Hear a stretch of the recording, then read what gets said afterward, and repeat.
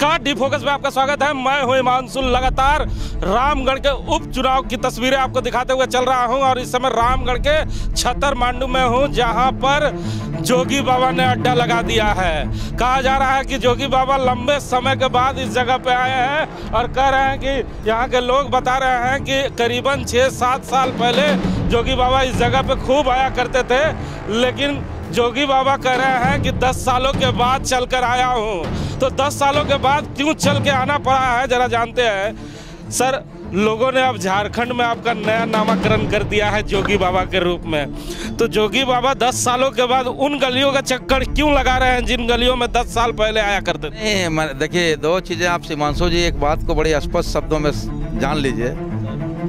मेरा घर यहाँ से 5 किलोमीटर दूर है और शुरुआती कॉलेज के समय से ही हम ये छत्तर एक जगह है, ये छत्तर गांव है और यहाँ पर हम लगातार आना जाना करते थे। आज 2006 के बाद यहाँ पर हम नहीं आ पाए थे, चूँकि हमारी व्यस्तता, राजनीतिक व्यस्तता बोकारो जिला में रहती थी, जो हम नहीं आ पाए थे। लेकिन आज देखिए, सब पुराने लोगों से मिलने का मकसद एक ही है कि रामगढ़ में एक थोपा हुआ चुनाव हो रहा है, षड्यंत्रकारियों के द्वारा षड्यंत्र करके यहाँ उपचुनाव कराया जा रहा है, जिसके चलते आज पुराने दोस्तों, रिश्तेदारों, नात और हमारे अभिभावकों से हम लोग मिलने आए हैं और सबसे अपेक्षा कर रहे हैं कि भाई हाथ छाप में वोट दीजिए, गठबंधन के प्रत्याशी को जिताइए।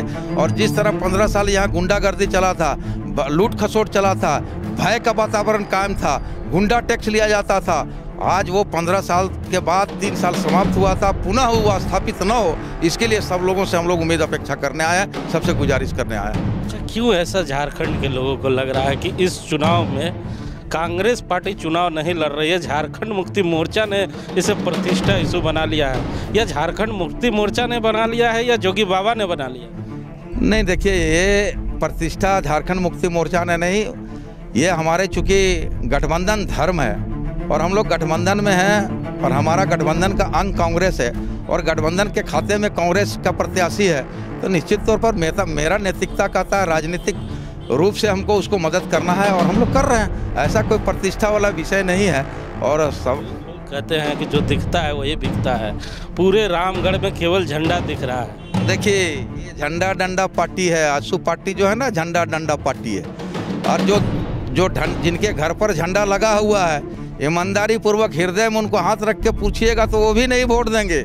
ये केवल आंसू के गुंडों के द्वारा और डर का माहौल दिखा करके, लोभ का माहौल दिखा करके घरों में झंडा लगाया गया है। तो उसकी सच्चाई से परे है और कहीं झंडा जिस घर पर है गठबंधन के, जितना मुखर होकर आप लगातार हमला कर रहे हैं, क्यों नहीं काउंटर कर रहा है आंसू?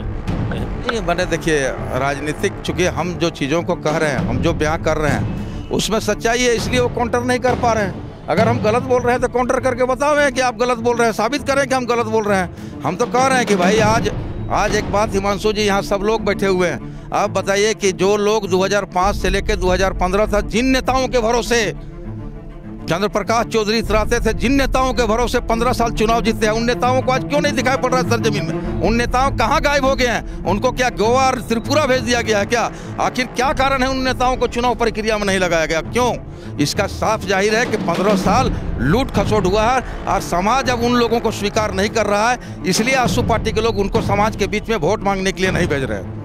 तो सुना ना आपने, ये जोगी बाबा हैं जिन्हें जोगिंदर महतो भी कहा जाता है और जोगिंदर महतो लगातार अपनी तल्खियों से जाने जा रहे हैं। ना जाने क्या जोगिंदर महतो के दिल में है कि भर चुनाव वो लगातार आंसू पार्टी पर एक तरफ से हमला कर रहे हैं। लेकिन हमने शुरुआती दौर में ही कहा था कि आंसू पार्टी खबरदार हो जाओ, क्योंकि रामगढ़ के उपचुनाव में अर्जुन जा रहा है जो तुम्हारे चक्रव्यूह को तोड़ देगा।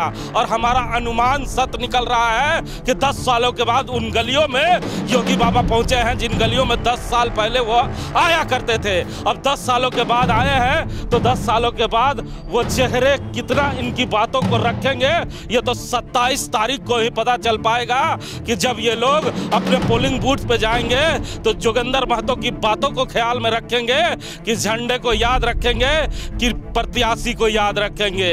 तो ये आने वाला वक्त बताएगा। कैमरामैन भोला महतो के साथ जीपी हिमांशु, रामगढ़ उपचुनाव।